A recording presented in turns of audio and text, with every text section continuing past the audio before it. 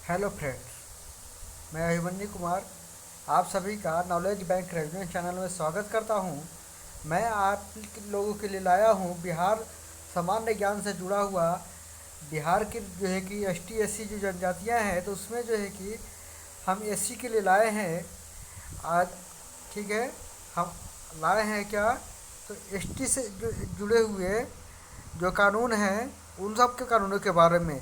तो बिहार में जो अनुसूचित जनजातियां हैं, बिहार में अगर अनुसूचित जनजातियों की अगर बात करें तो बिहार में अनुसूचित जातियों की संख्या कितनी है, तो है टोटल 22 है। ठीक है, तो उनके नाम क्या है, अगर हम उनके नाम की बात करें तो है बातर, बाउरी, भोगता, भूया, चमार, मोची, चौपाल, दबगर, धोबी, डांगर, ठीक है ना, दुसाद, दाढ़ी, घासी, हलालखोर, हाड़ी, मेहतर, कंजर, कुरियार। ठीक है, इसके अलावा लाल बेगी, मुसहर, नट, पान सवासी, पासी, राजवार और जो है कि सूर्य जो है कि तूरी। ये जो है कि प्रमुख आदिवासी जो है कि अनुसूचित जातियां हैं।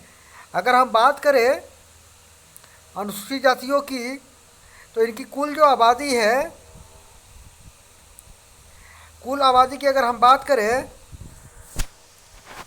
अनुसूचित जाति के कुल आबादी की अगर हम बात करते हैं तो इनकी आबादी कितनी है,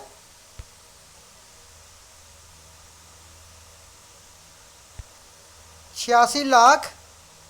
ठीक है ना, 86 लाख 86,06,253 इनकी कुल आबादी है। ठीक है ना, पुरुषों की। और महिलाओं की कितनी है, 79,61,72 जो है कि, ठीक है ना, 79,61,072 जो है कि लोग हैं जो कि महिलाएं हैं। और इनका कुल योग कितना है, 16 लाख जो है कि,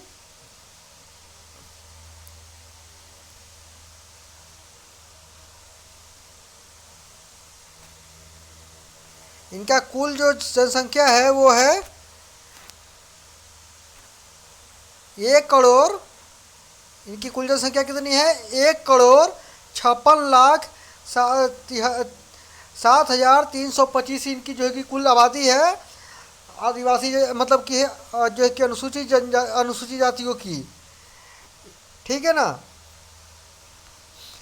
तो ये कितने लोग गांव में रहते हैं और कितने लोग शहरों में रहते हैं उसका जो है कि एक ब्यौरा है। तो शहर में रहने वाले पुरुषों की आबादी कितनी है, शहरों में रहने वाले पुरुषों की आबादी है जो है कि 6,41,893, जबकि शहरों में रहने वाले, गांव में रहने वाले पुरुषों की आबादी है कितनी, तो 79 लाख जो है कि 79,64,360 है। जबकि महिलाओं की अगर हम बात करें तो ग्रामीण महिलाओं की संख्या कितनी है, मतलब हरिजनों मतलब कि अनुसूचित जाति में, तो 73,79,855, जबकि शहरों में रहने वाली महिलाओं की संख्या कितनी है, 58 लाख। ठीक है ना, ये है मतलब 5,81,217। इस तरीके से अगर हम बात करें तो कुल जो है कि आदिवासी अनुसूचित जाति की जो है कि शहरी आबादी है कितना, तो 15,34,000 जो है कि 400,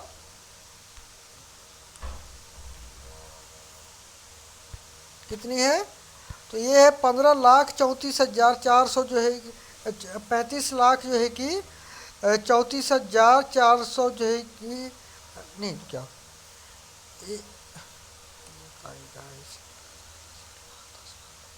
1 करोड़ 1,53,00,000 जो है, 1,53,00,000 है। और ग्रामीण इनकी आबादी है 1,53,00,000 है। 44,215 जो है कि लोग जो है कि गांव में रहते हैं, जबकि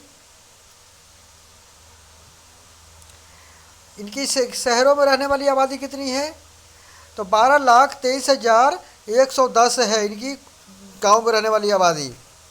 हम बात करते हैं संवैधानिक व्यवस्थाओं की, संरक्षण की। ठीक है, तो ये जो है कि इन्हें आज़ादी से पूर्व जो है कि इनको काफ़ी जो है कि हे समझा जाता था नीच दृष्टिकोण से देखा जाता था। हिंदुओं में इनको अछूत टाइप का जो है कि व्यवहार किया जाता था। तो भारत में जो है कि उनके लिए पहली बार जो है कि कुछ व्यवस्था कब की गई, तो 1935 में 1935 का भारत शासन अधिनियम आता है। उसमें इनके लिए जो है कि एक अलग से सूची बनाई गई, जिसमें इनके लिए प्रयोग किया गया, अनुसूचित जाति का प्रयोग किया गया और उनके लिए अलग से जो है कि व्यवस्था की गई।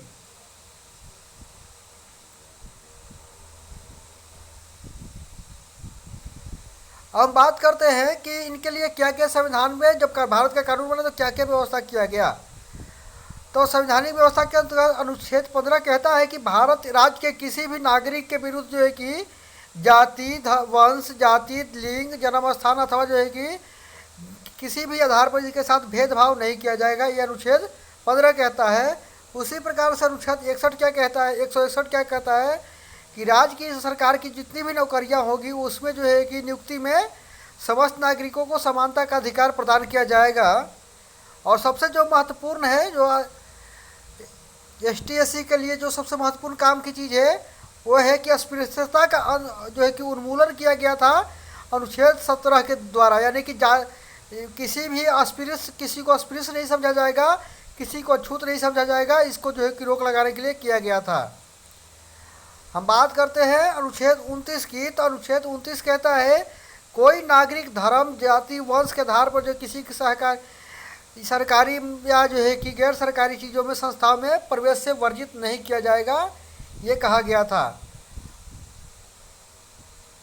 अनुच्छेद 38 कहता है कि राज्य ऐसी व्यवस्था करेगा या स्थापना करेगा ऐसी कि जहाँ सामाजिक, आर्थिक और राजनीतिक सब दृष्टिकोणों से जो है कि इन लोग का जो है कि अनुसूचित जाति है, इनके संस्थाओं का जो है कि इनके का विकास किया जाएगा, इस पर विशेष ध्यान दिया जाएगा। अब बात हम करते हैं अनुच्छेद 46 की। तो राज्य जो है कि अनुसूचित जाति के लिए जो है कि विशेष रूप से व्यवस्था करेगा। इसके अंतर्गत इनके लिए शिक्षा की उच्च व्यवस्था करी जाएगी ताकि इनके लिए जो है कि उन्नति के राह खुल सके और इनका विकास हो सके। अनुच्छेद जो है कि 330, 332, 334 इनके लिए जो है कि इन्हें जो है कि विधानसभा, लोकसभा में जो है कि विशेष प्रतिनिधित्व का जो है कि व्यवस्था करता है।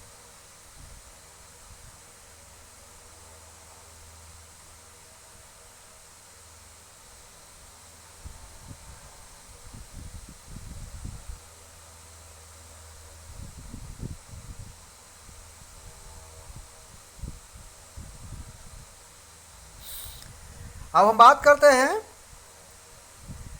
अनुच्छेद 169 की। इसके अंतर्गत इनके कल्याण एवं हितों की रक्षा के लिए उद्देश्य से राज्य जो है सलाहकार परिषदों और जो है कि पृथक विभागों की स्थापना की जाएगी।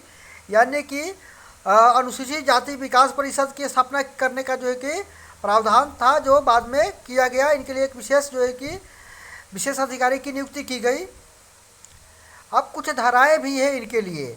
तो धारा जो है कि कहता है, धारा 3 कहता है कि किसी भी व्यक्ति को कि प्रत्येक व्यक्ति को किसी भी जो है कि धार्मिक पूजा स्थल में जो है प्रवेश से जो है कि वंचित नहीं किया जाएगा। यानी कि सभी को पर किसी भी मंदिर, मस्जिद में जाने की जो है कि अनुमति इनको प्रदान की जाएगी।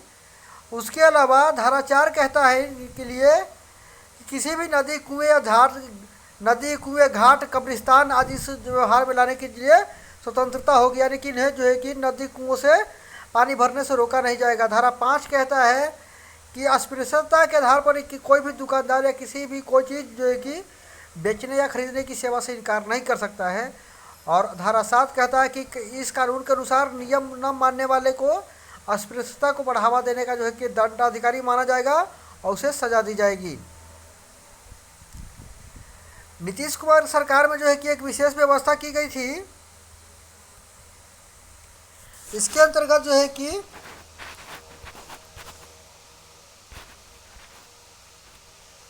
महादलित नाम का एक जो है कि व्यवस्था शुरू किया गया था।